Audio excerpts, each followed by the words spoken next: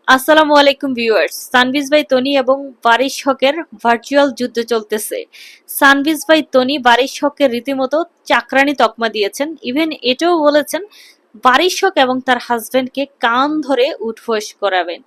আসলে বারিশ হক বল্লার চাকে ঢিল মেরেছে। এখন বল্লার কামড় তো খেতেই হবে। সানভিজ ভাই তনির মুখটা কিন্তু ব্লেডের চেয়েও তার। বারিশ হক কিন্তু কখনোই সানভিজ ভাই তনির সাথে কথা বলে পারবে না। কথা এবং লজিক কোনোটা দিয়েই বারিশ হক পারবে না। তো বারিশ হকের প্রতি সানভিজ ভাই তনির ক্ষিপ্ততার কারণ হচ্ছে বারিশ হক নাকি স্ট্যাটাস দিয়েছে না কোথায় বলেছে এরকম উনি বলল যে সানভিজ ভাই তনি রিসেন্ট একটা রেস্টুরেন্ট দিয়েছে, সেটার মেইন ওনার হচ্ছে সানভিজ ভাই তনি, বাট বারিশ হক নাকি বলেছে ফেক ওনার। এই কথা শোনার পর সানভিজ ভাই তনি একদম তেলে বেগুনে জ্বলে উঠেছেন।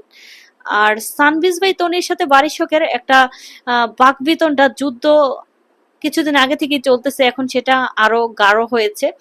ইভেন বারিশ হককে হুমকি দিয়েছেন সানভিজ ভাই তনি।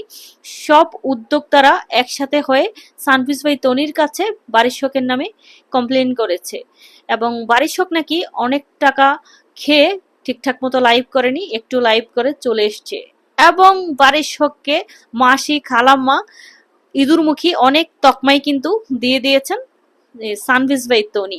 বারিশ আপা, আপনি যেখানে আছেন সেখান থেকেই স্টপ হয়ে যান। আর একটা কথাও সানভিজ ভাই তনিকে নিয়ে বইলেন না। আপনার ইজ্জতের 12টার জায়গায় কিন্তু 17টা বাজায় দিতেছে সানভিজ ভাই তনি। সানভিজ ভাই তনির মুখটা ব্লেডের চেয়েও ধার, বাইরে ভাই। মানে এই ঝগড়া দেখে আমি রীতিমতো হাসতে হাসতে শেষ। সানভিজ ভাই তনি এত অঙ্গভঙ্গি, এত কথা কেমনে জানে ভাই। মানে ঝগড়া দেখা মজাও লাগছে, আবার এই যে বাড়ির সকলে যে বাংলা ওয়াশ করলো এটাও খারাপই লাগছে যে জামাই বউ দুইটারেই কান ধইরা উঠবোস করাবো।